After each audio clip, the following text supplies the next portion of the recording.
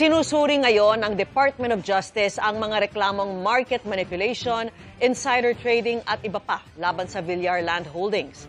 Kasama sa pinangalanan sa reklamong isinampa ng Securities and Exchange Commission ang padre de pamilya ng mga Villar na si dating House Speaker at Senador Manny Villar at ang kanyang mga anak na kasalukuyang mga senador.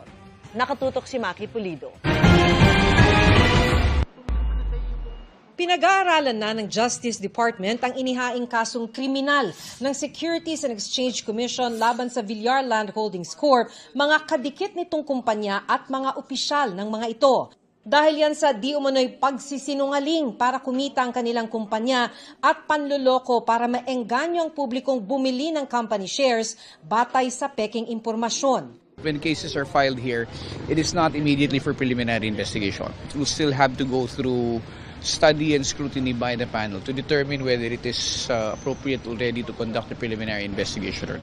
Kasama sa mga inireklamong opisyal ng Villar Land ang chairman nitong si dating House Speaker at Senator Manny Villar, kanyang asawang si dating Senator Cynthia Villar at mga anak kabilang sina Senator Camille at Mark Villar bilang mga direktor ng kumpanya. Inireklamo maging ang mga opisyal ng mga related entities na MGS Construction at Infra Holdings Corp na ang may-ari ay kapatid ni dating Senator Manny Villar.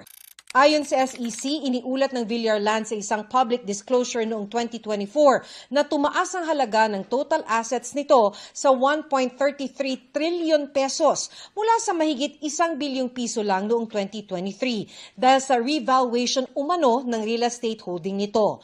Pero ayon sa SEC, isinapubliko ito kahit hindi pa tapos ang external audit ng kumpanya. At nang isumite ang audited financial statements, doon lumabas na 35.7 billion pesos lamang ang halaga ng kanilang assets. Lubos na mas mababa kaysa sa 1.33 trillion pesos na naunang sinabi nito.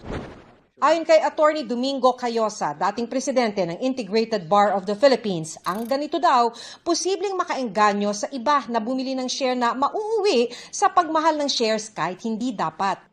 That information will guide or influence the buying or selling of your shares. If that's bloated or manipulated, that is tantamount to fraud. Kumbaga, nagsisinungaling ka sa publiko para mapaboran ka o kumita ka. Alegasyon pa ng SEC kay Senator Camille Villar, bumili siya ng mahigit 73,000 shares ng Villar Land noong December 2017 bago ilabas ang corporate disclosure at bago tumaas ang share price ng kumpanya. Insider trading ang tawag dito ng SEC.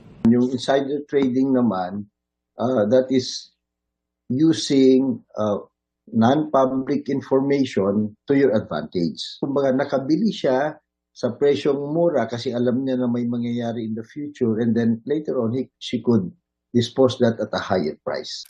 Sabi pa ng SEC, pati ang mga related entities na Infra Holdings at MGS Construction ay nagsagawa ng trading activity na nagresulta sa artificial na demand na nakatulong sa presyo ng Villar Land shares. Paliwanag ni Cayosa, sila yung kunwaring naglalaro sa merkado to create the appearance that these shares are actively traded at high prices. So, siyempre, pag makikita yan ng mga brokers, i-report yan sa kanilang mga kliyente. Ito, ganito na ang prevailing price. Yung pala, artificial lang yon.